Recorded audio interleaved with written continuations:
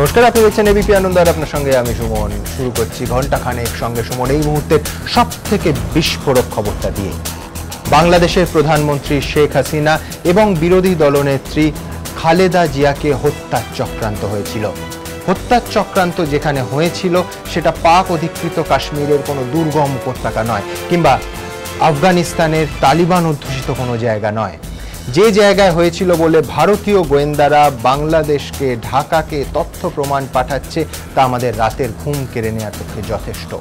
আমাদের এই রাজ্য পশ্চিমবঙ্গের বর্ধমানে বসে বাংলাদেশের গণতান্ত্রিক ব্যবস্থার ওপর ধাক্কা দেওয়ার একটা চক্রান্ত হয়েছিল, এবং এই যে শাকিল গাজী, সুভান মণ্ডল, এরা এই খাগড়াগড়ে বসে সেই চক্রান্তে সামিল হয়েছিল। আর কেউ নয়, এই খবর জানাচ্ছে আন্তর্জাতিক সংবাদ সংস্থা রয়টার্স।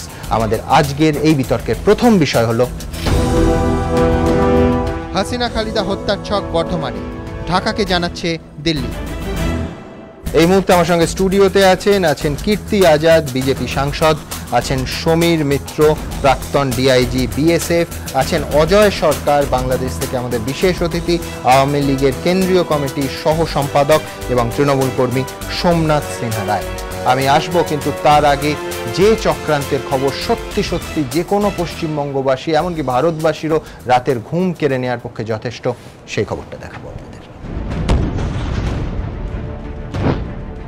বর্ধমান বিস্ফোরণ কাণ্ডে চাঞ্চল্যকর মোড়। বাংলাদেশের প্রধানমন্ত্রী শেখ হাসিনা এবং বিরোধী দলনেত্রী খালেদা জিয়াকে হত্যার ষড়যন্ত্র কষা হয়েছিল। ষড়যন্ত্রের নেপথ্যে ছিল জঙ্গি গোষ্ঠী জামাত উল মুজাহিদিন। তাদের লক্ষ্য ছিল গণতন্ত্রকে ধ্বংস করে সামরিক অভ্যুত্থানের। এমনটাই সন্দেহ এনআইএর। ভারতের 3 শীর্ষ নিরাপত্তা আধিকারিককে উদ্ধৃত করে এমনই চাঞ্চল্যকর দাবি সংবাদ সংস্থা রয়টার্সের। জামাত উল মুজাহিদিনের সম্ভাব্য ছক সম্পর্কে বিস্তারিত তথ্য ঢাকার হাতে নয়াদিল্লি তুলে দিতে চলেছে বলেও সরকারি সূত্রকে উদ্ধৃত করে জানিয়েছে সংবাদ সংস্থা। বর্ধমান বিস্ফোরণে 2 জামাত উল মুজাহিদিন জঙ্গির মৃত্যুর পরই এনআইএ এই ষড়যন্ত্রের হদিশ পায় বলে দাবি তাদের।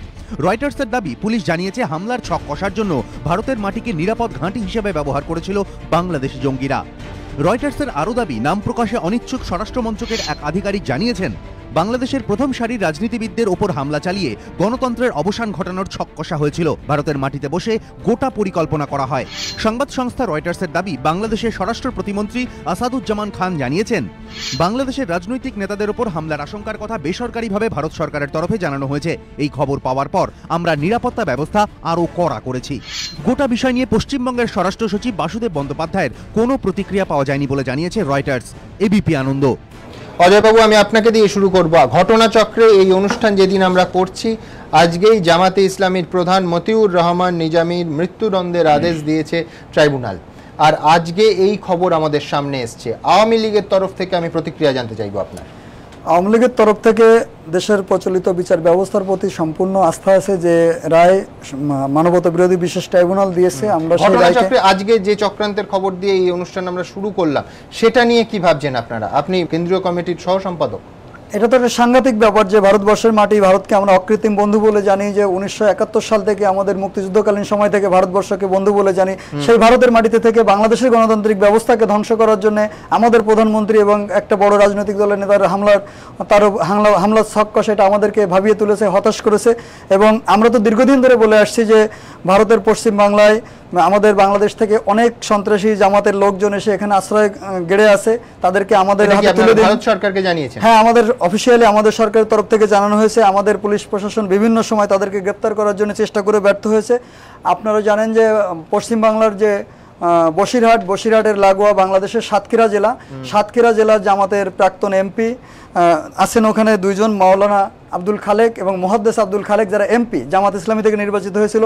তারা 2 বছর ধরে, আপনি যেটা বলছেন মারাত্মক অভিযোগ, আপনি বলছেন বসিরহাটে তারা রয়েছেন, কি তথ্য প্রমাণ আছে আপনার? বসিরহাটে রয়েছে এই কারণে, কারণ আমাদের ঘটনা যখনই তাদেরকে দেখা যায় 2-3 মিনিটের ভিতরে আমাদের police, BGB, RAB combing operation চালানো হয়। তাদেরকে কখনোই আমরা খুঁজে পাচ্ছি না, অথচ তাদের লোকাল ফোনের নেটওয়ার্ক খোলা থাকছে। তার মানে এটা তো যদি গুজরাট বা আহমেদাবাদে থাকতো, তাহলে আমাদের গ্রামীণ ফোনের নেটওয়ার্ক বা Bangla link local operator network খোলা থাকতো না। তাদেরকে লোকাল নেটওয়ার্কে খুঁজে পাওয়া যায় মানেই বর্ডার লাগোয়া এবং বসিরহাট লাগোয়া অঞ্চলগুলোতে আছে, কারণ আমাদের পুলিশ চলে গেলে 5 মিনিটের মধ্যে তারা আবার ঘটনাস্থলে ফিরে যাচ্ছে, মানুষের সাথে মিটিং করছে, মিছিল করছে। আফগান জিয়ার ছবি তুলে পাঠিয়েছে আমাদের দেবাটা প্রেস ক্লাবের সেক্রেটারি ফেসবুকে, অথচ আফগান জিয়াকে আমরা ধরতে পারছি না। আফগানিস্তান ফেরত একজন জঙ্গি যে আফগানিস্তান জেহাদ করে এসে বাংলাদেশে আবার ইসলামী জেহাদ করার জন্য ব্যস্ত, তাকে আমরা গ্রেপ্তার করতে পারছি না। আমি আবার আপনার কাছে আসবো, मैं कीर्ति जी के पास आऊंगा। कीर्ति जी, ये बड़ा बहुत ही अहम सवाल इन्होंने उठाया है। ये बोल रहे हैं कि वहां से जमात का जो टेररिस्ट है वो बॉर्डर के इस हिस्से में आकर ठहर रहे हैं और मोबाइल नेटवर्क मिल रहा है और यहाँ में टेररिज्म का जो काम है वो चला रहे हैं। भारत सरकार को उन्होंने इत्तला भी किया है, लेकिन अभी तक मतलब कोई कदम नहीं उठाया गया है। सबसे पहले तो एबीपी आनंदों के सभी दर्शकों को मेरी ओर से प्रणाम और धन्यवाद कि आपने मुझे यहाँ पर बुलाया। देखिए, सबसे पहली बात यह है कि बहुत लोग इस तरह के आतंकवाद को तुष्टीकरण की राजनीति से जोड़ देते हैं, अपीजमेंट वाले से। देखिए, जो टेररिस्ट है, जो आतंकवादी है, वो आतंकवादी है और आतंकवाद का ना कोई मजहब होता है ना उसकी कोई जात होती है। आपके स्टेट के ही इंटेलिजेंस ब्यूरो ने बता दिया था कि इस प्रकार से यहाँ पर घटना वर्तमान में हो रही है और केंद्र सरकार की ओर से भी एक डॉसियर यहाँ पर आया गया था और कहा गया था कि उसको कंट्रोल किया जाए, क्योंकि बहुत सारे मायने में जिस प्रकार से जिस समय एनआईए आने लगी तो सुना कि जब नेशनल इंटेलिजेंस एजेंसी यहाँ पर आने वाली थी तो उसके लिए लोगों ने यहाँ पे प्रदर्शन करना शुरू किया कि क्यों उनका कहना था कि राज्य का जो पुलिस है वो काफी है, कोई जरूरत नहीं है एनआईए जांच का। बिल्कुल, मैं इस बात में बिल्कुल मानता हूं कि अच्छा, लेकिन हुआ क्यों नहीं? फिर जब आपको इंटेलिजेंस एजेंसियों ने राज्य में बताया कि इस प्रकार की घटना होने वाली है, आपने उसके ऊपर कुछ नहीं किया। लेकिन इसमें एक बात आपको माननी पड़ेगी, जो अनिल जी ने कहा, अजय जी ने कहा, उन्होंने ये कहा कि वहां विदेश से आया था। देखिए, जब इस प्रकार के अंतर्राज्यीय यानी इंटरनेशनल बॉर्डर पर जिस समय समस्याएं होती हैं उस समय लोग राज्य सरकारों से नहीं, डायरेक्ट गवर्नमेंट से गवर्नमेंट देशों के बीच में बात होती है। और क्योंकि यह एक गंभीर मामला होता है और यह विषय केवल एक पश्चिम बंगाल या बांग्लादेश से जुड़ा हुआ नहीं है, यह मामला पूरे दुनिया भर में फैला हुआ है। अफगानिस्तान की परिस्थिति, ISIS की आप परिस्थिति देखिए। तो मैं केवल इतना कहना चाहता हूं कि इन सब मामलों में तुष्टीकरण की राजनीति न की जाए। इसमें आतंकवादी है, किया जा रहा है। देखिए, अगर कोई कार्रवाई न हो, आप नेशनल इंटेलिजेंस एजेंसी को आने न दें, आप न जाने कितने और मासूम लोगों की गोलियां लोगों को लगेंगी, मरेंगे। ऐसी परिस्थिति में यह आवश्यक होता है कि स्टेट और सेंट्रल एजेंसीज को मिल करके आगे काम करना चाहिए और जो आवश्यकता सेंट्रल एजेंसी को है मिलनी चाहिए। यहाँ पे मेरा दूसरा सवाल ये रहेगा कि खुशकिस्मती से, मैं बड़ा कॉन्शियसली ये शब्द का इस्तेमाल कर रहा हूँ कि लोग बोल रहे हैं कि ये ब्लास्ट हुआ है ताकि इतना बड़ा जो घटना है वो सामने आया है लोगों का। अगर ये नहीं होता और ये जो साजिश का प्लान ये रॉयटर्स के खबर में आया है, अगर ये सक्सेसफुल होता तो पूरा दुनिया में भारत का जो छवि है एक उस पर एक बड़ा थप्पा लगता, उस पर एक धक्का लगता जरूर। और दूसरा ये है कि बार बार जहां भारत की ओर से ये दावा किया जाता है कि इंडियन सॉइल कभी टेररिज्म को हेल्प करने का, मदद करने का काम में इस्तेमाल नहीं होता है, वो दावा भी उतना जोर से किया नहीं जा सकता था। देखिए, ये विरोधाभास है। फिर आपने कहा ये जब तक नहीं होता पता नहीं लगता, लेकिन आपने पहले तो ये कहा कि राज्य सरकार सक्षम है, वो अपने आप करेगी, हमको सेंट्रल एजेंसीज नहीं चाहिए। जब सेंट्रल एजेंसीज आपको मदद करने आती हैं तो आप मदद लेना नहीं चाहते हैं। ऐसी परिस्थिति में ये जानना चाहता हूं कि दो बातें आपने सामने में रखी हैं। अगर मान लीजिए जिस प्रकार से इन लोगों ने, जमात इस्लामी ने प्रयास किया था और वर्धमान में बैठे बम बना रहे थे और बम ब्लास्ट हुआ, वैसे कहूं, मैं कोई आरोप नहीं लगा रहा हूं, उसके साथ में तृणमूल का दफ्तर था जिसमें कि उनके झंडे लगे थे, ब्लास्ट के बाद में वो झंडे वहां से गायब हो गए। अगर खालिदा जिया का या फिर जो वहां पर प्रधानमंत्री बैठी हुई हैं, अगर उनका किसी का भी, दोनों को मारने का था, अगर दोनों मरते तो अंतर्राष्ट्रीय स्तर पर हमारी क्या इज्जत रहती? बिल्कुल। इसलिए जब कभी इस प्रकार की कोई प्रयास होते हैं तो ऐसे में एक दूसरे की सहायता करना बहुत आवश्यक है और उसमें किसी प्रकार की राजनीति नहीं खेलनी चाहिए कि मुझे वोट बैंक की राजनीति करनी है। वहां होनी चाहिए देश की राजनीति। हम अलग अलग राज्य हैं, अपने कुछ अच्छे राज्य हैं, कुछ सक्षम राज्य हैं, कुछ अक्षम राज्य हैं, कुछ अमीर राज्य हैं, कुछ गरीब राज्य हैं, लेकिन जब कभी भी इस प्रकार की समस्या आती है तो जिस प्रकार से गांव में सभी लोग एक साथ मिलकर के आगे बढ़कर अच्छा काम करना चाहते हैं, उसी प्रकार से हिंदुस्तान के प्रत्येक व्यक्ति को, महिला हो या पुरुष हो, उन सबों को मिलकर आगे बढ़कर मदद करनी चाहिए। और ऐसे में विशेष करके सरकारों की यह उत्तरदायित्व तो बन जाता है, यह उनकी जिम्मेवारी है, रिस्पॉन्सिबिलिटी है कि एक साथ अपने देश में बम ब्लास्ट करें। करेक्ट। कल्याणीज नेचर प्योर प्रेजेंट्स घंटा खानेक संगे सुमन। कल्याणीज नेचर प्योर प्रेजेंट्स घंटा खानेक संगे सुमन। অজয়, আপনার কি মনে হয় যে এই মুহূর্তে ভোট ব্যাংকের রাজনীতির কথা বললেন খানিকক্ষণ আগে কীর্তি আজাদ, ভোট ব্যাংকের রাজনীতি হচ্ছে, তাতে খুব জরুরি যে জঙ্গি থামানোর প্রশ্ন, জঙ্গি আটকের প্রশ্ন, জঙ্গি দমনের প্রশ্ন, সেটা অবহেলিত হচ্ছে? অবশ্যই সেটা অবহেলিত হচ্ছে। কারণ হচ্ছে দেখুন যে এখানে রাজ্য সরকার বা কেন্দ্রীয় সরকার এটা ভারতবর্ষের আভ্যন্তরীণ বিষয়, এই বিষয়ে আমি কথা বলবো না। কিন্তু ভারতবর্ষের সাথে আমাদের যে দীর্ঘদিনের সম্পর্ক, দীর্ঘদিনের বন্ধুত্ব, আমাদের যে কর্মকাণ্ড, অতীতেও যখন আমাদের আওয়ামী লীগ সরকার ক্ষমতায় ছিল 1996 থেকে 2001 সাল পর্যন্ত, তখন কিন্তু বাংলাদেশে যেসব উলফার লোকজনেরা ছিল, যেসব ভারত বিরোধী বিচ্ছিন্নতাবাদীরা ছিল, আমাদের সাথে আজকে পর্যন্ত কিন্তু ভারতবর্ষের কোনো অপরাধী প্রত্যাবর্তন চুক্তি হয়নি। কিন্তু সেই সময় যেসব ভারত বিরোধী কার্যক্রম বাংলাদেশে পরিচালিত হয়েছে, তাদেরকে কিন্তু আমরা গ্রেফতার করে গভর্নমেন্ট টু গভর্নমেন্ট G2G কথা বলে আমাদের সরকার থেকে কিন্তু দমনের ক্ষেত্রে অত্যন্ত তুলে দেওয়া হয়েছে। তাহলে আমরা তো সবসময় ভারতবর্ষকে অকৃত্রিম বন্ধু মনে করে, আমাদের একটা পরম বিশ্বাস এবং আশ্রয়স্থল মনে করে আমরা ভারতবর্ষকে সব ধরনের সহযোগিতা দিয়ে আসছি। সর্বশেষে আপনারা দেখুন যে গত মাসে যখন জাতিসংঘের সম্মেলন হলো, সম্মেলনে ভারতবর্ষের প্রধানমন্ত্রীর সঙ্গে আমাদের প্রধানমন্ত্রী সাইডলাইন যখন বৈঠক হলো, আমাদের মাননীয় প্রধানমন্ত্রী বঙ্গবন্ধু কন্যা শেখ হাসিনা কিন্তু স্পষ্টভাবে বলে দিয়েছেন যে কোনো অবস্থাতেই বাংলাদেশের মাটি ভারত বিরোধী কার্যক্রমে ব্যবহার করতে দেওয়া হবে না। এবং ভারতবর্ষ তখন তো সারদার টাকার কেলেঙ্কারির বিষয়টা কিন্তু সামনে চলে এসেছে, সারদার কথা যখন তোলা হয়েছে আমরা যতটুকু শুনেছি, আমাদের মাননীয় প্রধানমন্ত্রী কিন্তু স্পষ্টভাবে একদম ব্ল্যাঙ্ক চেক দেওয়ার মতো, ফাঁকা চেক দেওয়ার মতো ভারতের প্রধানমন্ত্রীকে বলে দিয়েছেন, আপনি ভারতবর্ষের প্রধানমন্ত্রী বাংলাদেশ সরকারের কাছে যে প্রকারের সহায়তা চাইবেন, আমি আবার রিপিট করছি, যে প্রকারের সহায়তা চাইবেন সেই প্রকারের সহায়তা দিতে বাংলাদেশ সরকার বদ্ধপরিকর। এবং সারদার কথা এসেছিল সেখানে, সারদার টাকা এসে এটা যেটা সমস্ত হর্সেস মাউথের মতো সেই ঘটনাটাও আলোচনা হয়েছে। আপনি বলছেন সারদার টাকা জামাত ব্যবহার করছে কিনা, সেই কথাটা আলোচনা হয়েছে বাংলাদেশের মানুষের কাছে, এটা হর্সেস মাউথের মতো একটা বিষয়, এটা এস্টাবলিশ, যে কারণে বিষয়টা আলোচনা আসার পরে কিন্তু আমাদের সরকার থেকে বলে দেওয়া হয়েছে যে আপনারা আমাদের কাছে যে প্রকারের তথ্য প্রমাণ চাইবেন, আমরা সেই প্রকারের তথ্য প্রমাণ আপনাদেরকে হাতে তুলে দেবো। তাতে করে আমরা কিন্তু ব্ল্যাঙ্ক চেক দেওয়ার মতো আপনাদেরকে দিয়ে রেখেছি যে আপনারা যা চাইবেন সহযোগিতা, আমরা সেটা কিন্তু করতে বাধ্য। সোমনাথ বাবু, এই সহযোগিতার মুখে আরেকটু দায়িত্বপূর্ণ ভূমিকা রাজ্যের শাসক দল পালন করতে পারলো না? এটা মিছিল বের করে দিল যে রাজ্য পুলিশই যথেষ্ট না, ওটা নয়। অজয়বাবু একটা কথা বলেছেন যে দীর্ঘদিন ধরে ভারতবর্ষ কেন্দ্রীয় সরকারকে জানানো হচ্ছিল যে ভারতবর্ষের বুকে এই ধরনের ঘটনা ঘটছে। শুধু তাই নয়, 2009-10-এ কেন্দ্রীয় যে সংস্থান আছে SATP, তারা বলছেন এই ভারতবর্ষে 180টা টেরোরিস্ট গ্রুপ যারা অপারেট করছে ইন্ডিয়া লাস্ট 20 ইয়ার্স ধরে, এবং এই সমস্ত 180টা টেরোরিস্ট গ্রুপে যে করছে তারা নেপাল, বাংলাদেশ এবং পাকিস্তানের জঙ্গিদের সাথে যুক্ত আছে। আমার কাছে আপনি প্রথম কথা আপনি টাইম ফ্রেমটা বুঝতে পারছেন না। আমি বলছি এনআইএর উপর 180টা জামাত জঙ্গি পশ্চিমবঙ্গে ঢুকেছে, এইটা কিন্তু না 180টা টেররিস্ট গ্রুপ অপারেট করছে কেন্দ্রীয় স্বরাষ্ট্র মন্ত্রী। আমি আপনাকে বলছি SATP কথা, নট NIA। आपका बात भी मैं बता रहा हूं। आपने बोला है कि उन्हीं बोलें যে কেন্দ্রীয় সরকারের কোন রকম সহযোগিতা করেনি। অজিত দাভেল নিজে এসে নবান্ন থেকে বেরিয়ে বলেছিলেন মমতা ব্যানার্জির সাথে কথা বলে আমরা খুশি, এবং রাজ্য এবং কেন্দ্রীয় সরকার একসঙ্গে কাজ করবে, সেইভাবেই সমস্ত জিনিসটা যাতে পরিচালিত হয়। সেদিন মিছিল বার করা হয়েছিল, তার কারণ মমতা ব্যানার্জির একটাই মত ছিলেন যে অন্তত এখানে আসার আগে আমাকে একবার জিজ্ঞেস করা উচিত ছিল।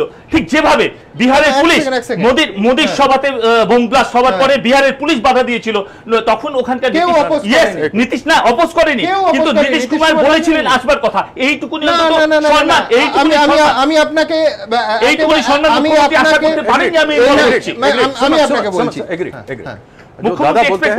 दादा बिल्कुल सही बोल रहे हैं, बिल्कुल सही बोल रहे हैं। इन्होंने बोला कि सीमाओं पर भी यहाँ से और वहाँ के आतंकवादियों से और हिंदुस्तान के बीच से बात इन्होंने कहा है। इनको पता नहीं, इनको शायद मालूम ही होगा कि संभवतः यह कहा जाता है कि इनके ही राज्यसभा के एक मेंबर है जो जमाते इस्लामी के साथ मिलकर के बांग्लादेश के लोगों के साथ में बॉर्डर के ऊपर गड़बड़ी कर रहे हैं। और अभी तक प्रूफ नहीं हो, ये नहीं बोल सकते आप। मैंने नरेंद्र मोदी साहब ने हमारा जो प्राइम मिनिस्टर है, उन्होंने 19 अवर्स था सीरिया का। मुझे तो मत डराइए, सोमनाथ दा मुझे तो मत डराइए ना, मैं डरने वाला नहीं हूँ ना। सोमनाथ दा आप मेरी बात सुनिए, मुझे मत डराइए। नहीं बोलिए, जो भी जो कंप्लेन है उसको प्रूव नहीं किया तो नहीं बोल सकते। तथाकथित नहीं, तथाकथित ऐसा नहीं, किसी का नाम से आप ये नहीं बोल सकते हैं। नाम तो बोला ही नहीं मैंने। आपने बोला है जी तृणमूल कांग्रेस का MP, ऐसा नहीं बोलना चाहिए। तथाकथित संभव नहीं, तथाकथित ऐसा I am not hard of hearing, मैं सुन सकता हूँ। जी यू आर ए स्पोर्ट्समैन, हम लोग इज्जत करते हैं आपको। सुनिए ना सोमनाथ जी, मैं आया हूँ आपके प्रदेश में, मैं आपके प्रदेश में आया हूँ, लेकिन मैं आशा करता हूँ कि आप इतनी जोर से बात नहीं करेंगे। अच्छा, शिष्टाचार में करेंगे तो बढ़िया रहेगा। Kalyani's Nature Pure presents ঘন্টা খানেক সঙ্গে সুমন।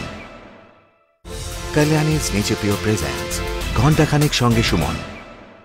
बॉर्डर पर अपने वेस्ट बंगाल के बॉर्डर और बांग्लादेश के बॉर्डर पर गड़बड़ी हो रही है, तो क्या स्टेट इंटेलिजेंस एजेंसी ने इस बारे में आपको खबर नहीं की?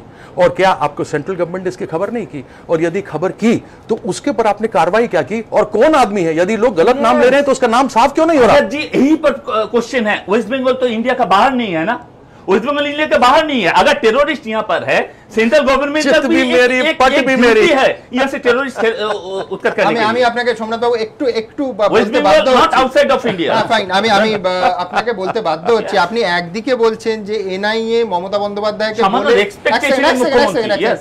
বলে আসা উচিত ছিল। আমি আপনাকে Not এনআইএ এর मैंने तो दीदी का नाम भी नहीं लिया। তখন করতেই কিন্তু পারতেন। আপনারা কেন্দ্র সরকারের শরিক এনআইএ গঠিত হয়েছিল, সেখানে মুখ্যমন্ত্রীকে ফোন করা, মুখ্যমন্ত্রীর অনুমতি নেওয়ার কোনো বিষয় ছিল না, না, এক নম্বর। না, ঠিক। দুই হচ্ছে সরকারি স্তরে নিঃসন্দেহে, মানে আমি দায়িত্ব নিয়ে বলতে পারি যে এটা কমিউনিকেটেড হয়েছে, এরকম হয় না কখনো। মানে হোম সেক্রেটারি বা চিফ সেক্রেটারি লেভেলে কমিউনিকেশন ছাড়া এনআইএ তদন্ত বা গ্রহণ করতে পারে না। আমি দায়িত্ব নিয়ে বলছি, মিথ্যে কথা বলছেন আপনি দয়া করে নবান্নে খোঁজ নেবেন। আমার ধারণা আপনার না, আমার ধারণা আমি एक चीज क्लियर करना चाहता हूं, मैंने किसी का नाम नहीं लिया। শুধু এই তথ্য বলছি যে কেন্দ্র সরকার সিএম থেকে- জানতেন অথচ উনি মিথ্যে কথা বলছেন আমার মনে হয়। না, উনি একবারও বলেননি, কিন্তু আমি জানতাম না। হঠাৎ ওদের দেখলাম সকালে ঘুম থেকে উঠে, একবারও মমতা বন্দ্যোপাধ্যায় বলেননি। ওনাকে প্লিজ মিসকোট করবেন না। হ্যাঁ, সমীর বাবু আপনাকে জানতে চাইবো, উনি বলছিলেন সোমনাথ বাবু যে 180টা জঙ্গি গোষ্ঠী, মানে আমি বলছি 20 ইয়ার্স ইন্ডিয়াতে ইয়ে করছে। পরিসংখ্যান আপনি মানেন? আমার এই প্রায় 39-40 বছরের অভিজ্ঞতা, যেখানে 15 বছর আমি কাশ্মীরে ছিলাম, এবং পুরো যেখানে ইনসার্জেন্সি অপারেশন হয়েছে north east Punjab Khalistan movement, আমি ভাই শুনিনি এটা। তাহলে আমার না প্লিজ আমি বলিনি এটা আমার পক্ষে একটা জ্ঞানের ব্যাপার। আমি যতদূর জানি যে 180টা জঙ্গি গোষ্ঠী বোধহয় ভারতবর্ষে কেন লাস্ট 20 ইয়ার্স, কিন্তু আমি বলিনি যে এই মুহূর্তে last 20 years ACTP south east এশিয়াতে নেই। Coming back to the original point, যেটা আজকে আমাদের যে হাসিনার উপরে থ্রেটটা, একদম আমার মনে হয় অজয় তুমি আছো, আমি আমার ব্যক্তিগত অভিজ্ঞতার পরিপ্রেক্ষিতে বলছি যে কতকগুলো কিভাবে প্রিকশন নেওয়া উচিত। আমরা কিন্তু এই যে ব্যাপারটা, এটা অত্যন্ত গুরুত্ব সহকারে নেওয়া উচিত। কারণ এর আগে তুমি বাংলাদেশে বসে অনেক বেশি করে জানো যে হাসিনার উপরে কিভাবে মানে মারাত্মক তার উপরে অ্যাটেম্প্ট হয়েছে একের পর এক মারার জন্য। সেই লাস্ট যে গ্রেনেড অ্যাটাক, যেখানে তার দেহরক্ষীরা মারা গেল। আমি বলি, যদি তোমরা যদি ভারতবর্ষের দিকে তাকাও, আজকে আমাদের প্রধানমন্ত্রী পরপর 2 জন কিভাবে মৃত্যু হলো, সেই জিনিসগুলো কিন্তু আমাদের আই ওপেনার এবং lesson to be learn even for Bangladesh. তার মধ্যে কারা, what is the threat today? There is a threat against Hasina, কারণ হাসিনা একজন ভারত বন্ধু। আমি তাকে সবসময় বলি ভারত বন্ধু। এবং হাসিনা বাংলাদেশে থাকা মানে both the countries will progress together, কারণ উনি যে ভাওটা নিয়েছেন, যে প্রতিশ্রুতি দিয়েছেন ভারতবর্ষকে, যে বাংলাদেশের মাটিকে কোনো দিন সন্ত্রাসের কাজে ব্যবহৃত হতে দেবেন না, মৌলবাদের বিরুদ্ধে ওনার যে অবস্থান, যার যে এই অবস্থান, সেই অবস্থানটা তিনি কিন্তু অবস্থানের কারণেই তার জীবন, সেটাই বলছি তো। সুতরাং তোমরা যেহেতু কোর কমিটিতে রয়েছো, যেটা মনে হয় সেইগুলো একটুখানি ওনার যে সিকিউরিটি অ্যারেঞ্জমেন্ট একটু রিলুক করে একটু রিভাইটালাইজ করার চেষ্টা করো। কোথার থেকে থ্রেট? Number 1 personal guard. আমি বলে দিচ্ছি যে আমাদের শ্রীনগরে হয়েছে, ড্রয়ার খুলেছে, বম ব্লাস্ট হয়েছে, Ashok Patel and others, God saved him. পাঞ্জাবে জলন্ধরে গোবিন্দরাম খুলেছে, তারই office runner blasted and he died. He was an IPS officer of 1974 batch. Similarly Beant Singh, যার ব্লাড গ্রুপ আর ইন্দিরা গান্ধীর ব্লাড গ্রুপ এক ছিল বলে তাকে রাখা হয়েছিল, দি ম্যান কিল্ড হিম। সেই জন্যে আইডি ব্লাস্ট, স্নাইপার শুটিং। আমি বলবো যে হাসিনা বেঁচে থাকুক আরো অনেক অনেক বছর, ভারত বাংলাদেশের মৈত্রী যাতে আরো বেশি সুদৃঢ় হয়, সেই জন্য তোমাদের একটা দায়িত্ব রয়েছে সেইখানটায়। তবে খালেদা জিয়ার নামটা যে নেওয়া হয়েছে, সেখানে আমি জানি না সেখানে জামাত না অন্য কোনো পার্টি থাকতে পারে কিনা, কারণ Jamaat promoted sponsored during Khaleda Zia's regime in Bangladesh. তারা মন্ত্রিত্ব এসেছিল, তাদের একটা পলিটিক্যাল লেজিটিমেসি দেওয়া হয়েছিল বিএনপির আমলে। আমার মনে হয় না সেখানে আমি আসছি তার আগে, যেখানটা একটু আগে আমরা আলোচনা করছিলাম যে ভারত এবং বাংলাদেশ দুই প্রতিবেশী দেশের মধ্যে দ্বিপাক্ষিক সম্পর্ক, এই বর্ধমান বিস্ফোরণ যদি আমাদের চোখ না খুলে দিত, কোনো ঘটনা ঘটলে তাতে কিন্তু আঁচ পড়ত, বলছেন যারা এই বিষয়ে চর্চা করেন তাদের প্রত্যেকেই। দেখুন, বর্ধমানে বসে জামাতুল মুজাহিদিন জঙ্গিদের বাংলাদেশের প্রধানমন্ত্রীকে খুনের ছক। সংবাদ সংস্থা রয়টার্সের এই খবর শুধুমাত্র এ রাজ্য নয়, আন্তর্জাতিক স্তরেও শোরগোল ফেলে দিয়েছে। সংবাদ সংস্থার দাবি, বর্ধমান বিস্ফোরণের পর তদন্তে নেমে এই সম্ভাব্য হামলার নীল নকশার খোঁজ পায় এনআইএ, যার পর ভারত একদিকে যেমন অত্যন্ত সতর্কিত, তেমনই স্বস্তির নিঃশ্বাসও ফেলছেন কেন্দ্রীয় গোয়েন্দারা। কারণ শেষ পর্যন্ত জঙ্গিদের ছক যদি বাস্তবায়িত হতো, তাহলে বিশ্বের দরবারে মাথা হেঁট হয়ে যেত ভারতের। আলফা কেএলওর মতো জঙ্গি সংগঠনকে নির্মূল করতে হাসিনা সরকার ভারতকে যেভাবে সাহায্য করে আসছে, সেই সম্পর্ক জোর ধাক্কা খেত। পরিস্থিতি যে কোথায় গিয়ে দাঁড়াতো তার ইঙ্গিত মিলেছে স্বরাষ্ট্র মন্ত্রকের এক আধিকারিকের কথায়। সংবাদ সংস্থা রয়টার্সের দাবি, নাম প্রকাশে অনিচ্ছুক ওই আধিকারিক বলেছেন, গোটা পরিকল্পনাটাই ভারতের মাটিতে হয়েছিল। শেষ পর্যন্ত হামলা হলে আমাদের ওপরই হয়তো দায় চাপত।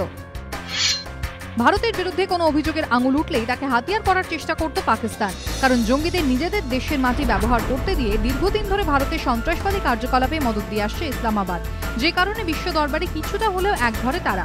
আর সেরকম অভিযোগ ভারতের বিরুদ্ধে উঠলে আগামী দিনে সুপার পাওয়ার হওয়ার পথটা কঠিন হয়ে যেত।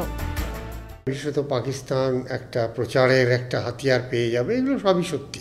পাকিস্তান চেষ্টা করবে আন্তর্জাতিক স্তরে এটাকে একটা প্রচারের হাতিয়ার করতে। আন্তর্জাতিক পর্যবেক্ষকদের বক্তব্য, পাকিস্তান, সিরিয়া কিংবা ইরানের মতো দেশের বিরুদ্ধে জঙ্গিদের আশ্রয় দেওয়ার যে অভিযোগ নিয়মিত ওঠে, জঙ্গিরা তাদের উদ্দেশ্যে সফল হলে খাগড়াগড় কাণ্ডের জন্য এই কুখ্যাত তালিকায় ভারতেরও জায়গা হওয়ার আশঙ্কা তৈরি হতো। পাকিস্তান এবং চীন এই সুযোগে নয়াদিল্লিকে কোণঠাসা করতে আরও বেশি করে বাংলাদেশের কাছে আসার চেষ্টা করত। শেষ পর্যন্ত অবশ্য এই কোনো উদ্দেশ্যই সফল হতে দিল না এনআইএ। মান রইল ভারতে। এবিপি আনন্দ। অজয়বাবু, এই মুহূর্তে যে NIA, NSG, national security advisor নিজে চলে আসছেন, এতে বাংলাদেশ সরকার নিশ্চয়ই খুশি। কোনো সন্দেহ নেই যে কেন্দ্র সরকার টপ প্রায়োরিটির বিষয়টি দেখছেন। অবশ্যই ভারত সরকার যে জিরো টলারেন্স নীতিতে সন্ত্রাসের বিরুদ্ধে বা জঙ্গিবাদের বিরুদ্ধে অবস্থান নিতে যাচ্ছে, এখন সেটা যে সরকারই হোক না কেন, সেটা অবশ্যই খুশি। কারণ যে একটা সাংঘাতিক রকম খবর এখন রয়টার্সের রেফারেন্সে আমরা দেখলাম যে আমাদের মাননীয় প্রধানমন্ত্রী বঙ্গবন্ধু কন্যা শেখ হাসিনাকে হামলার ছক করা হয়েছিল। কারণ আপনারা জানেন যে বাংলাদেশটা যে আজকের অবস্থানে টিকে আছে, বাংলাদেশের গণতান্ত্রিক ধারাবাহিকতা যে টিকে আছে, সেটা কিন্তু বিকজ অফ শেখ হাসিনা। শেখ হাসিনা না থাকলে আমাদের গণতন্ত্রের ভবিষ্যৎ অনিশ্চিত হয়ে যেত। কারণ আপনারা একটু 2013 সাল থেকে 13-14 সালে পুরোটা বাংলাদেশে দেখেছেন, বাংলাদেশকে আরো নতুন করে আফগানিস্তান বানানোর কি অপপ্রয়াস চালানো হয়েছিল। হেফাজত ইসলাম নাম দিয়ে নতুন ব্র্যান্ডে সেখানে বাংলাদেশে কিরকম জ্বালাও পোড়াও তাণ্ডব চালানো হয়েছিল, এবং আমাদের 2014 সালের 5 জানুয়ারি নির্বাচনটাকেও ভণ্ডুল করার একটা অপপ্রয়াস চালানো হয়েছিল। কারণ বিএনপি জামাত কোনো সময় চায় না যে বাংলাদেশে একটি গণতান্ত্রিক ধারাবাহিকতা বজায় থাকুক, কারণ গণতান্ত্রিক ধারাবাহিকতা বজায় থাকলেই তাদের কিন্তু অসুবিধা। আজকে যে মানবতা বিরোধী অপরাধে জামাতের সুপ্রিমোকে ফাঁসিতে ঝুলানো হয়েছে, সেটাও কিন্তু গণতান্ত্রিক সরকার এবং ধারাবাহিকতা গণতান্ত্রিক ব্যবস্থা থাকার কারণে সম্ভব। আমরা শেষ মুহূर्ते कीर्ति जी आपसे जानना चाहेंगे कि ये जो आप अपने पुष्टिकरण के राजनीति की बात बोल रहे हैं, जो लोग मदद दिया था इस टेररिज्म को, क्या एक्शन लेंगे केंद्र सरकार या एनआईए रिपोर्ट, या क्या होगा? सबसे पहली बात यह है कि हमारी सरकार को भी आए हुए 4 महीने हुए हैं और उसके अंदर हमने बहुत कड़े कदम उठाए हैं और काफ़ी ऐसे कदम भी रहे जो लोगों को कड़वे भी लगे। लेकिन जहाँ तक देश की संप्रभुता की बात है, जहाँ तक देश की एकता की बात है, वहाँ पर हम किसी प्रकार का कोई कॉम्प्रोमाइज़ नहीं करेंगे। आप जानते हैं कि देश एक तरफ से पाकिस्तान, दूसरी तरफ से बांग्लादेश, दोनों तरफ से घिरा हुआ है और यहाँ पर और ये जो बंगाल राज्य है, इसका सीमा बांग्लादेश से लगा हुआ है और इसके कारण से विशेष करके बंगाल के हमारे जो सरकार है और हमारे भाई बहन हैं, उनको सतर्क रहना पड़ेगा। बिल्कुल बिल्कुल, इसी सतर्क बार्ता से आज ये प्रोग्राम खत्म करेंगे। আপনাদের সবাইকে অনেক ধন্যবাদ। আমরা দ্রুত একবার দেখব আমার সম্মানীয় 4 অতিথি কি বললেন।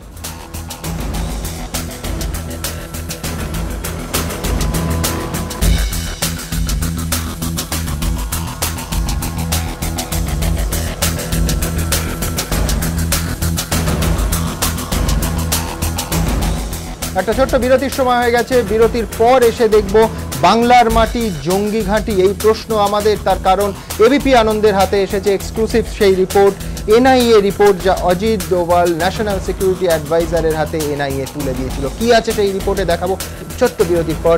সঙ্গে থাকুন ঘণ্টাখানেকের এই অনুষ্ঠানে।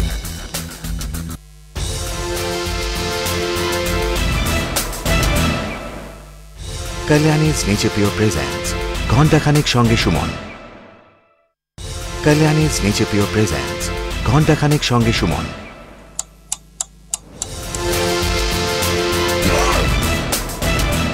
বিরতির পর ঘণ্টাখানেক সঙ্গে সুমনে আরও একবার আপনাদের স্বাগত। কবি বলেছিলেন, বাংলার মাটি দুর্জয় ঘাঁটি বুঝে নিক দুর্বৃত্ত। সেই বাংলার মাটি কি এখন জঙ্গি ঘাঁটি? প্রশ্নটা উঠছে তার কারণ এবিপি আনন্দের হাতে এসছে এক্সক্লুসিভ একটি রিপোর্ট যা জমা পড়েছে কেন্দ্রীয় স্বরাষ্ট্র মন্ত্রকে। কি বলছে সেই রিপোর্ট?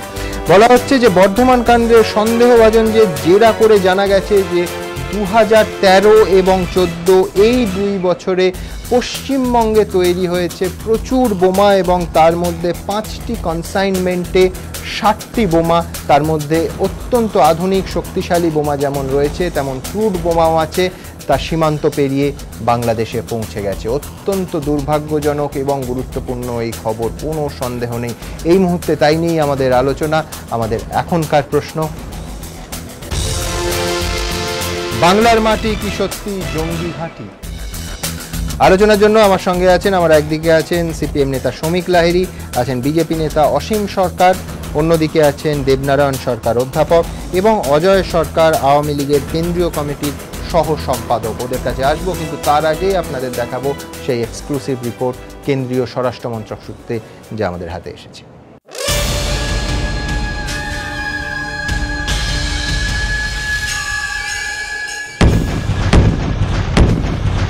বাংলার মাটি জঙ্গি ঘাঁটি?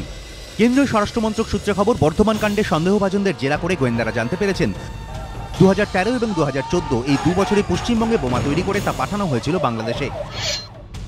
জামাতুল মুজাহিদিন বাংলাদেশ 5 বার সীমান্ত পেরিয়ে ওপার বাংলায় প্রায় 60টি বোমা পাঠায়, তার মধ্যে অত্যাধুনিক এবং ক্রুড 2 ধরনের বোমাই ছিল। সূত্রের খবর, জাতীয় নিরাপত্তা উপদেষ্টাকে এমনটাই জানিয়েছে এনআইএ। গোয়েন্দাদের সন্দেহ এসব বোমা পাচারের দায়িত্ব ছিল মূলত কসার এবং শেখ ইউসুফের। তারা সীমান্ত এলাকায় গিয়ে নানা জনকে ঘুষ দিত, তারপর পশ্চিমবঙ্গে তৈরি বোমা পাচার করত বাংলাদেশে। গোয়েন্দাদের ধারণা, জঙ্গিদের লক্ষ্য ছিল শতিনেক বোমা এবং হ্যান্ড গ্রেনেড বাংলাদেশে পাচার করে সেখানে একের পর এক নাশকতামূলক ঘটনা ঘটানোর, যাতে বাংলাদেশ সরকারের ওপর আঘাত হানা যায়। সূত্রের খবর, তদন্তে গোয়েন্দারা জানতে পেরেছেন যে কটি মডিউল তৈরি করার তা পশ্চিমবঙ্গে গত 4 বছরে তৈরি করে ফেলেছিল জঙ্গিরা। এখন কাজ ছিল শুধু বোমা তৈরি করা আর সেগুলিকে বাংলাদেশে পাচার করা, কিন্তু শেষমেশ অতর্কিত বিস্ফোরণে তা আর সম্ভব হয়নি। বিজেন্দ্র সিংহ, এবিপি আনন্দ, নয়াদিল্লি। অজয়বাবু, আবার আপনাকে দিয়ে শুরু করব। দেখতেই পাচ্ছেন এই রিপোর্ট, অর্থাৎ এই যে একটা করিডোর তৈরি হয়েছিল বিস্ফোরক যাওয়ার, তার এখন নিঃসন্দেহে অত্যন্ত কঠোর ব্যবস্থা নেওয়া হচ্ছে, কিন্তু কিছু কনসাইনমেন্ট, 5টি কনসাইনমেন্ট গোয়েন্দা সূত্রের খবর বাংলাদেশে পৌঁছে গেছে। কতটা সতর্ক হবে বাংলাদেশ সরকার? দেখুন, যে আমরা তো অবশ্যই সবসময় সতর্ক এই বিষয়টাতে, কারণ গত 2013 সাল থেকে আমাদের পুলিশ সহ যেসব আইনশৃঙ্খলা রক্ষাকারী বাহিনী আছে সমস্ত বাহিনীগুলো এ বিষয়ে জোরদার তৎপরতা চালানোর কারণেই কিন্তু বাংলাদেশে আজকাল সন্ত্রাসীরা থাকতে পারছে না, টিকতে পারছে না। কারণ মানুষ সেখানেই ছুটে যায় যেখানে সে আশ্রয়স্থল মনে করে, অভয়ারণ্য মনে করে।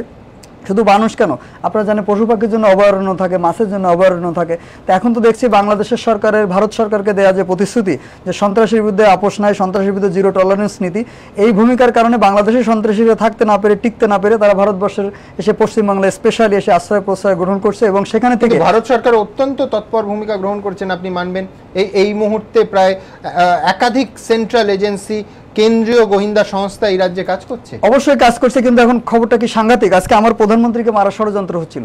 আজকে যদি কোনো ঘটনা ঘটে যেত তাহলে বাংলাদেশের গণতন্ত্রের ভবিষ্যৎ অনিশ্চিত হয়ে যেত। কারণ বাংলাদেশে এখন যে অবস্থা, শেখ হাসিনাকে ছাড়া বাংলাদেশের গণতন্ত্র টিকে রাখা খুবই ডিফিকাল্ট একটা অবস্থা। সেই সময় শেখ হাসিনাকে মেরে ফেলার মতো একটা ঘটনা সামনে এসেছে, সেটা আমরা বলছি না, কিন্তু আপনাদের গোয়েন্দা সংস্থাই বলছে। রয়টার্সের খবর। কল্যাণীজ নেচার পিওর প্রেজেন্টস ঘণ্টাখানেক সঙ্গে সুমন। কল্যাণীজ নেচার পিওর প্রেজেন্টস ঘণ্টাখানেক সঙ্গে সুমন। আমি একবার শ্রমিক লাহিড়ীর কাছে আসবো। কতটা আতঙ্কে, এ তো শুধু বাংলাদেশের ব্যাপার নয়, এখানে প্রায় ল্যাবরেটরি বানানো হয়েছিল এবং এই রকম জঙ্গি যে মডিউল তা কিন্তু 1 নয় 50 ছাড়িয়ে গেছিল। দেখুন, আগেই আমরা বলেছিলাম যে এই ঘটনাটা এটা একটা রাজ্যের মধ্যে সীমাবদ্ধ নয়, এর একটা আন্তর্জাতিক রূপ আছে। এটা কেন যে এই রাজ্যের সরকার বুঝতে ব্যর্থ হয়েছিল, বুঝতে ব্যর্থ নাকি নিজেদের কাউকে বাঁচাবার জন্য তৎপরতা, সেটা ক্রমশ সময় আস্তে আস্তে পরিষ্কার করে দিচ্ছে আমাদের কাছে চিত্রটা। এক ভয়ঙ্কর ব্যাপার। আমাদের এখন যেটা দরকার সেটা হচ্ছে সমস্ত মানুষকে ঐক্যবদ্ধ হয়ে এই ধরনের মৌলবাদীদের বিরুদ্ধে লড়া, এই ধরনের জঙ্গি কার্যকলাপের বিরুদ্ধে লড়া। বাংলাদেশ যেটা সাফল্যের সঙ্গে পেরেছে দেখবেন, বিশেষ করে ওদের ওখানে মৌলবাদী শক্তি মাথাচাড়া দিয়ে উঠবার চেষ্টা করেছিল, ভয়ঙ্কর হিংসাস্ত্রী আন্দোলন তারা তৈরি করেছিল। সেখানকার মানুষ এবং সেখানকার সরকার, সহভাগ আন্দোলন, গণতান্ত্রিক আন্দোলন সবাই মিলে কিন্তু এই মৌলবাদী বিরুদ্ধে অবস্থান, এই যে ধর্মীয় মৌলবাদের বিরুদ্ধে মানুষের লড়াই, এইটা আমাদের দেশেও এখন কিন্তু খুব জরুরি হয়ে পড়েছে। তার কারণ নানানভাবে আমাদের এখানেও যেভাবে ধর্মীয় মৌলবাদ মাথাচাড়া দেওয়ার চেষ্টা করছে দুদিকেরই, সংখ্যাগুরু এবং সংখ্যালঘু দুটো বিপদই, আর সংখ্যাগুরু মৌলবাদ সবসময় বেশি বিপজ্জনক হয়, যেমন বাংলাদেশও এটা ফেস করেছে। সেই জন্য এখানকার মানুষের সবচাইতে বেশি সতর্ক থাকা উচিত যাতে মৌলবাদী শক্তি কোনোভাবে মাথাচাড়া দিতে না পারে। এবং সাম্প্রদায়িক প্রচার, এই যে এটাকে কেন্দ্র করে বহু জায়গায় নানান সাম্প্রদায়িক প্রচার হচ্ছে, প্রশ্নটি তো সাম্প্রদায়িক না, আচ্ছা জঙ্গি যারা বাংলাদেশে কাদের মারছে? মুসলমানদেরই তো মারছে। তাহলে জঙ্গির কোনো ধর্ম নেই, জঙ্গির কোনো জাত নেই। ও পশ্চিমবাংলাতেও যখন বোম ফাটাবে, আচ্ছা বলুন না, আমি বলছি যে মারা যায়, প্রাণ যায় সাধারণ মানুষ। হ্যাঁ, জঙ্গি যখন বোম ফাটাবে ধর্ম দেখে বোমটা ফাটে না। হ্যাঁ, বোমটা কি তখন হিন্দু বেঁচে মারবে না মুসলিম বেঁচে মারবে? ফলে জঙ্গিকে জঙ্গি হিসেবেই চিহ্নিত করতে হবে। এবং মনে রাখবেন, যে জঙ্গির বিরুদ্ধে এই অভিযোগ, ওর মা কি বলেছে, 2 বছর ধরে ও আসে না, এবং ও যদি ফেরে তাহলে আমি ওকে বেঁধে পুলিশের হাতে তুলে দেবো। এই হচ্ছে সাধারণভাবে মনোভাব।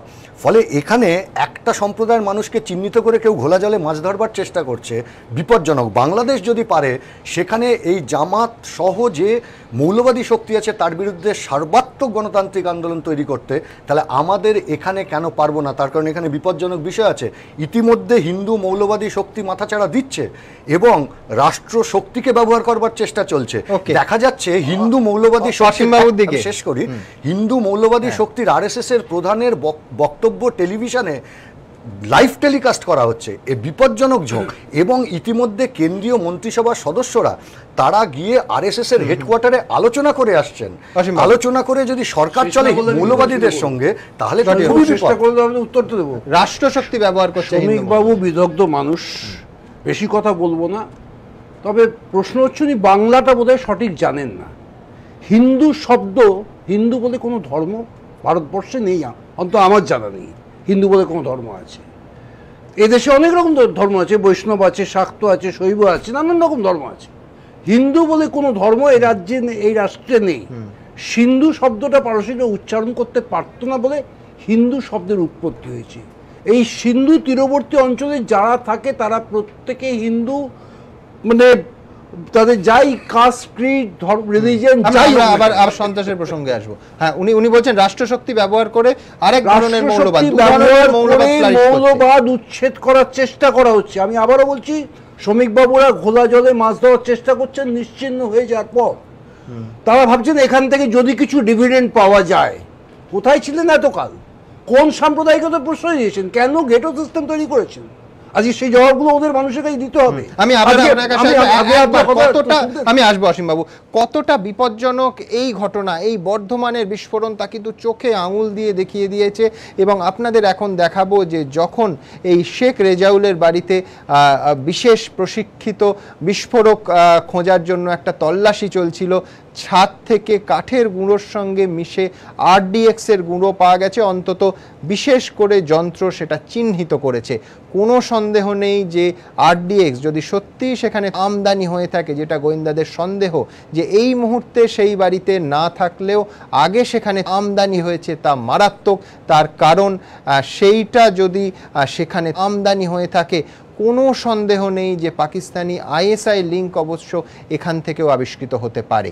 দেখুন, বর্ধমান কাণ্ডে সন্দেহভাজন শেখ রেজাউলের বাড়ি থেকে কখনো মজুদ ছিল RDX। তল্লাশিতে RDX না মিললেও সেই সম্ভাবনা মোটেই উড়িয়ে দিচ্ছেন না কেন্দ্রীয় গোয়েন্দারা। কারণ গোয়েন্দা সূত্রে খবর, রেজাউলের বাড়িতে তল্লাশি চালাতে গিয়ে তাদের এক্সপ্লোসিভ ডিটেক্টর যন্ত্রে ফুটে উঠেছিল RDX এর সতর্কবার্তা। 16 তারিখ বর্ধমান কাণ্ডে ওয়ান্টেড শেখ রেজাউলের বাদশাহী রোডের বাড়িতে তল্লাশি চালায় NIA এবং NSG।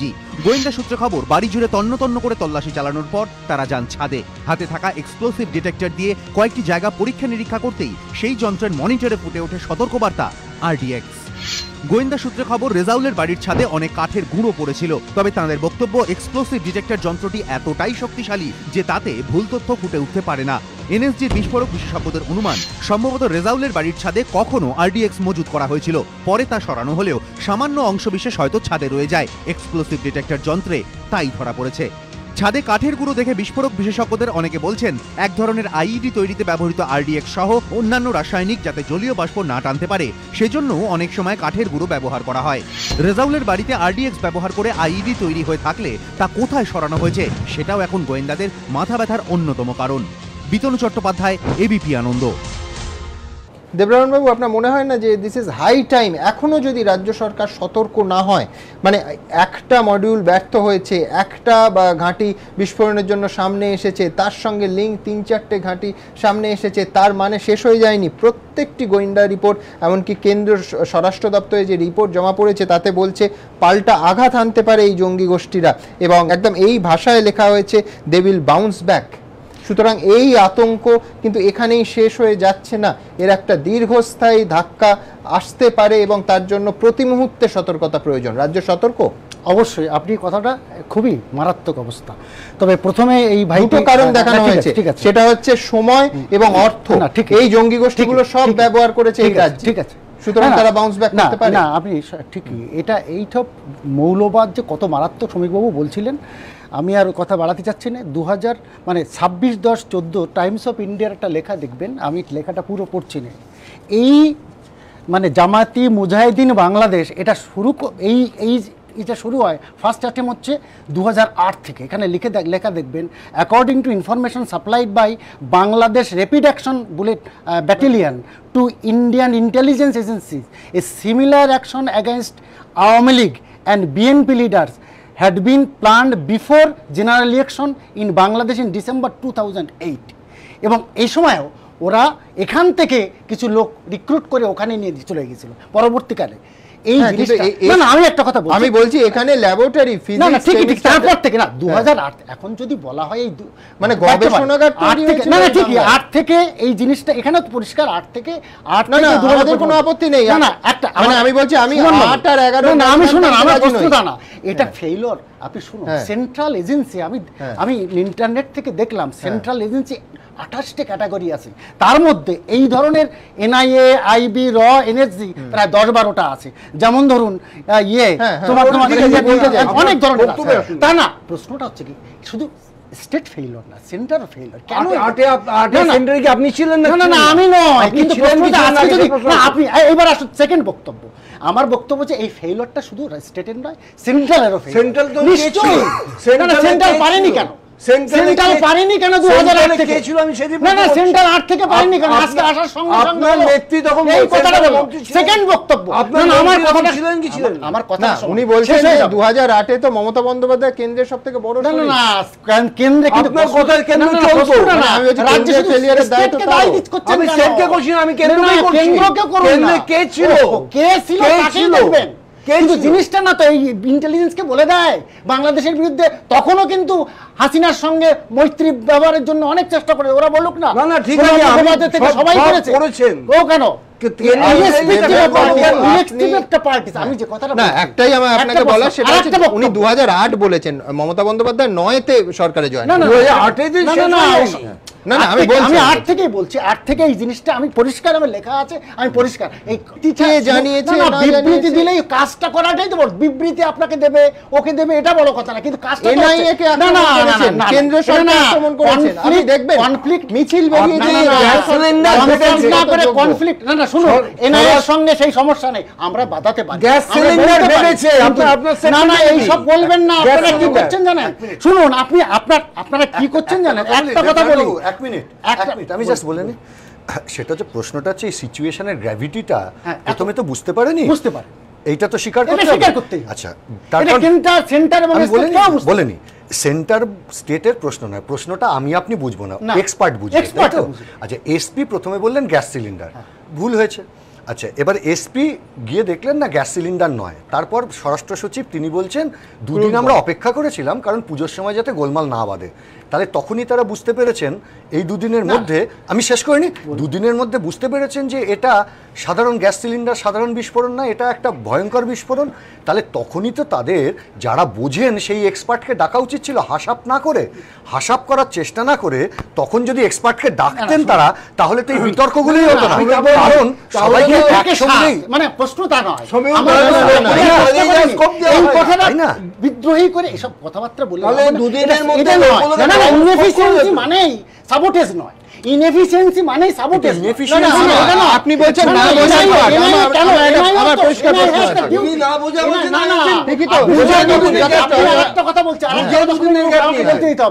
শ্রমিক বাবু যে কথাটা বলছিল, যে কথা সাম্প্রদায়িক, আপনি আজকে লক্ষ্য করুন কি বলছে আজকেই রাহুল সিনহা, এখনই নির্বাচন কমিশনের কাছে তৃণমূলের সঙ্গে উগ্রপন্থী রাহুল বাবুর সঙ্গে তৃণমূলকে উগ্রপন্থী দল হিসেবে এখনই বাতিল করুন, আপনার দল উগ্রপন্থী দল হিসেবে এখনই নির্বাচন আপনি কথা দুটো কথা বলছেন কি? ঠিক আছে, জলে মাছ ধরে সাম্প্রদায়িক কথা বলছেন, আমি কয়েকটা কথা বলি, সিপিএম বলেনি প্লিজ, সিপিএম বলেনি, ঠিক আছে সিপিএম বলেনি, আর এখনই বলছেন বন্ধু বলেনি, সম্পর্ক আছে দলের সঙ্গে, দলটাকে বাদ দিয়ে দিন। আরে দাদা দয়াপূর্বক চাচানোর জন্য আমি বললাম না, দয়াপূর্বক একটা লোক একটা দলকে উগ্রপন্থী বলে দলটাকে বাদ দিয়ে আমি বলছি 356 প্রয়োগ করবেন না। আমি বলছি আপনাকে, আমি এবার শুনে নিন, দুদিন যে সুযোগটা নিয়েছিলেন পরিষ্কারভাবে শুনে নিন, ওই উগ্রপন্থীদের পাচার করার জন্য নিয়েছিল। তাহলে কেন দুদিন সময় আপনি এই সব কথা বলবেন না? দুদিন সময় নিয়েছেন, তাহলে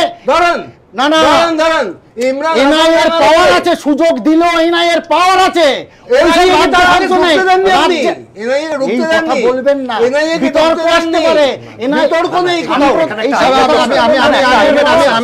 একটা আইনের প্রশ্ন আছে এখানে, এনআইএ কে ঢুকতে দেবে না এরকম কোনো প্রভিশনই আইনে নেই, চাইলে এনআইএ সেদিনই আসতে পারে। আমি একটু অজয় বাবুর কাছে যাব।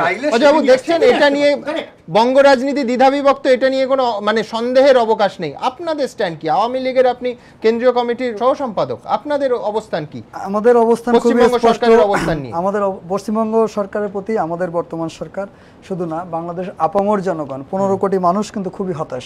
কারণ আমাদের সারা বাংলাদেশে একটা এস্টাবলিশ যে শ্রীমতী মমতা বন্দ্যোপাধ্যায়ের অসহযোগিতার কারণে তিস্তা চুক্তিটা বাংলাদেশের সঙ্গে হলো না। আলটিমেটলি তিস্তা চুক্তিটা না হওয়ার কারণে কিন্তু বাংলাদেশে জামাত লাভবান হয়েছে, যুক্তি ছিল আমার জল কমে না, জামাত দেখুন জামাত লাভবান হয়েছে, এবং এমন একটা সময় তিস্তা চুক্তির প্লট তৈরি হয়েছিল যখন আমাদের সামনে নির্বাচন ছিল, এবং জল কি বেশি পাবে কি কম পাবে এগুলো এক্সপার্টরা ঠিক করে, একটা গভর্নমেন্ট টু গভর্নমেন্ট আলোচনা হয়ে একটা এমইউ সিগনেচার হয়ে গেল, কালকে চূড়ান্ত চুক্তি স্বাক্ষরিত হবে। সেই সময় একজন চিফ মিনিস্টার তো জলের এক্সপার্ট না, তা উনি এরকম একটা ব্যাগরা দেওয়ার কারণে আজকে দেখুন সারা বাংলাদেশের সমস্ত লোক জানে, আওয়ামী লীগের যারা নিন্দুক, যারা সমালোচক, তারা আমাদেরকে আওয়ামী লীগকে ভারতের দালাল বলে জানে। তো সেই ভারতের সঙ্গে আমরা একটা এগ্রিমেন্ট করতে পারলাম না আওয়ামী লীগ ক্ষমতা থেকে, তার পরবর্তীতে জনগণের কাছে আমি ভোট চাইতে গেলে জনগণ ভোট দেবে কি করে? সামনে 3 মাস পরে আমার ছিল নির্বাচন, এমন একটা পরিস্থিতি তৈরি হয়েছিল যে এই পরিস্থিতি আমরা যদি কাভার করতে না পারতাম তাহলে আমরা পাওয়ারই রিগেইন করতে পারতাম না। তার মানে আলটিমেটলি তৃণমূলের সেই সময়কার ভূমিকার কারণে বাংলাদেশে আওয়ামী লীগের ক্ষমতায় ফিরে আসার মানে পরিস্থিতিটাই নষ্ট হয়ে গিয়েছিল। এমন তারপরে তো বিশ্ব পরিপ্রেক্ষিতে নষ্ট হওয়ার কারণে আমরা কিন্তু ক্ষমতা আসতে পারছি। উনি যেটা বললেন যে একটু আমি শেষ করে নিই, যে বাংলাদেশে 2013 সালে হেফাজত ইসলামের নাম দিয়ে বিরাট একটা জ্বালাও পোড়াও তাণ্ডব হওয়ার কারণে কিন্তু মানুষ আবার মৌলবাদের থেকে রুখে দাঁড়ানোর জন্য বাংলাদেশের সেকুলার ডেমোক্রেটিক ধারাটাকে এগিয়ে নিয়ে যাওয়ার জন্যই কিন্তু আমাদের পাশে এসে দাঁড়ালো বলে কিন্তু আমরা পাওয়ারটা রিগেইন করতে পারলাম, না হলে কিন্তু আমরা পারতামই না, ওই তিস্তা ইস্যুতে আমরা শেষ হয়ে ফিনিশ হয়ে যেতাম। এই বক্তব্য আপনারা জানেন, এটা বলার অপেক্ষা রাখে না যে প্রত্যেকটা অনুষ্ঠানের জন্য আমরা একেবারে অফিসিয়ালি তৃণমূল কংগ্রেসের নেতা মন্ত্রীদের আহ্বান জানাই তাদের অফিসিয়াল ওয়েবসাইটে। আজকেও এই বিষয়টা গোটাটা লিখে তারা সেই আবেদনে সাড়া জানাননি, কিন্তু এই বক্তব্যের পরিপ্রেক্ষিতে যেটা আজকের বিতর্ক নয়, অজয়বাবু যেটা বলছেন এটা দীর্ঘদিনের বাংলাদেশের আওয়ামী লীগের অনেক নেতার অভিযোগ। আমরা ইদ্রিস আলী, তিনি তৃণমূল কংগ্রেসের শুধু সাংসদ এমনটা নয়, এর আগে তিনি সংখ্যালঘু সেলের চেয়ারম্যানও ছিলেন, তার বক্তব্য নিয়েছি। সাংবাদিকতার একেবারে ব্যাকরণটুকু মেনে ইদ্রিস আলীর বক্তব্য এই তিস্তা চুক্তি নিয়ে আপনাদের সামনে রাখবো। না, এটাই বিশ্বাস করি না, আমার চেয়েও অনেক অভিজ্ঞ আমাদের নেত্রী রাজ্যের মুখ্যমন্ত্রী মমতা বন্দ্যোপাধ্যায়। আমি মনে করি তিনি যা কাজ করছেন তিনি সঠিক কাজ করছেন। কোনটাই তিস্তা যে কোনো ব্যাপারেই আমার সে বিশ্বাস আছে, তার প্রতি শ্রদ্ধা আছে, এবং পশ্চিমবঙ্গের মানুষের তার প্রতি শ্রদ্ধা আছে মমতা বন্দ্যোপাধ্যায়ের প্রতি। অজয়বাবু শুনলেন, আপনি বসিরহাটের সাংসদ উত্তর দিয়েছেন।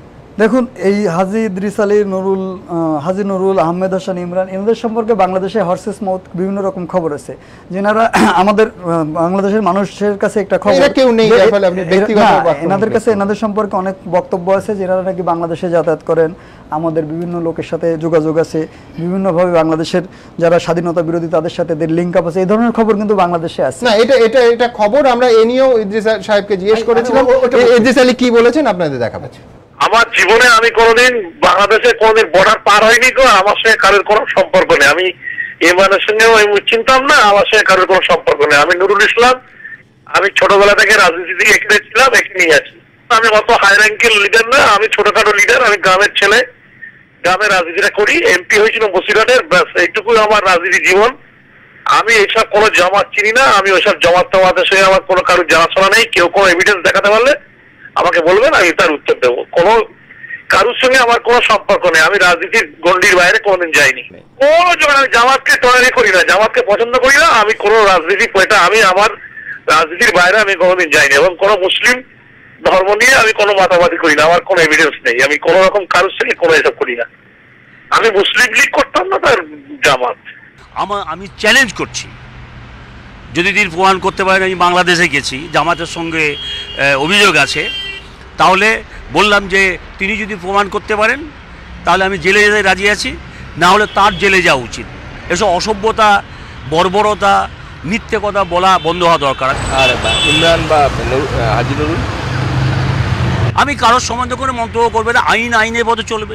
ইমরান নাকি বাংলাদেশের তার জন্ম, বাংলাদেশ থেকে এসছে, এটা সম্পূর্ণ বাজে কথা। আমি ইমরানকে দীর্ঘদিন ধরে চিনি, তিনি বর্তমানে রাজ্যসভার সদস্য।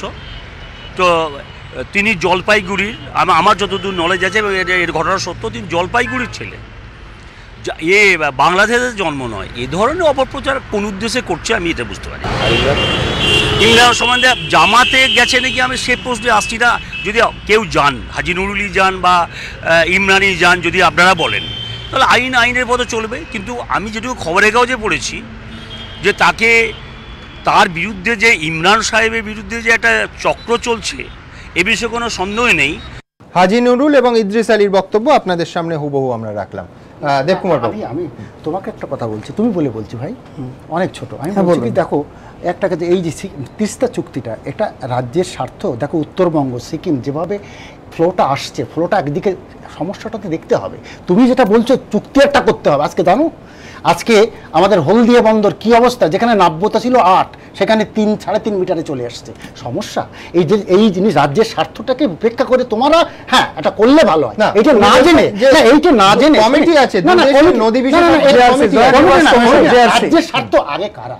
আগে পশ্চিমবঙ্গ যারা এফেক্টেড হচ্ছে, উত্তরবঙ্গের লোক, সিকিম থেকে ওরা কিভাবে বাদ দিয়ে মানে প্রজেকশন করে তারপরে তো ইলেকট্রিসিটি তো করে আসছে, সেটাকে বাধ্য হয়ে কতটুকু আসছে, এইটাকে যদি দেখুন এটা দেখার জন্য না এটা জরিপ না, তোমরা তোমাদের দাবি বলতে, এটা না দাবি না, এটা দেখার জন্য জেআরসি জয়েন্ট রিভার্স কমিশন আছে। অবশ্যই জয়েন্ট রিভার্স কমিশনের রিপোর্টের ভিত্তিতে, তথ্যবাদের ভিত্তিতে কিন্তু চুক্তি তৈরি হয়েছিল। এটা যেভাবে হয় সেটা হচ্ছে দুদেশের একটা জয়েন্ট কমিটি আছে, কারেক্টলি আপনি বলেছেন। এবং এই যে দুদেশের জয়েন্ট কমিটি আছে, তাতে কিন্তু রাজ্য সরকারের প্রতিনিধিও আছেন, রাজ্য সরকারের ইরিগেশন দপ্তরের লোকও আছেন। যখন এই ড্রাফট তৈরি হয়, এই ড্রাফট তৈরির সময় তো কেউ বিরোধিতা করলো না। হঠাৎ করে শোনা যায় বাংলাদেশ থেকে কেউ আসলো, কারুর সঙ্গে সভা হলো, এবং আগের রাত পর্যন্ত প্রধানমন্ত্রী ভারতবর্ষের তিনি জানেন না যে এটার বিরোধিতা হবে। আপনি ভাবুন, এটা একটা ইন্টারন্যাশনাল ট্রিটি, গোটা পৃথিবী, না আমি শেষ করে, গোটা পৃথিবীর সামনে ভারতবর্ষের প্রেস্টিজ আছে, সেখানে আগের রাতে জানানো হচ্ছে আমি যাব না। না, এটা একটা নয়, না চুক্তিটা একেবারে শেষে শুধু একটা কথা বলবো, ইমরান যার এতবার নাম উঠলো এই অনুষ্ঠানে, তাকেও আমরা ধরার চেষ্টা করেছিলাম, তিনি কোনো বক্তব্য জানাননি। আপনাদের সবাইকে অনেক ধন্যবাদ। দ্রুত যাওয়ার আগে এক নজরে দেখবো আমার বক্তাদের বক্তব্য।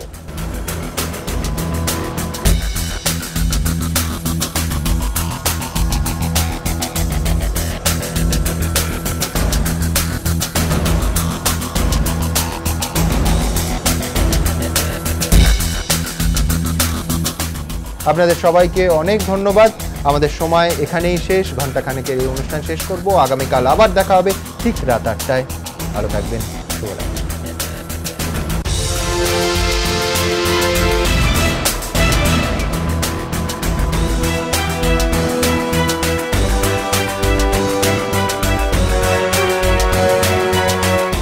কাল্যাণীজ নেচার পিওর প্রেজেন্টস ঘণ্টাখানেক সঙ্গে সুমন।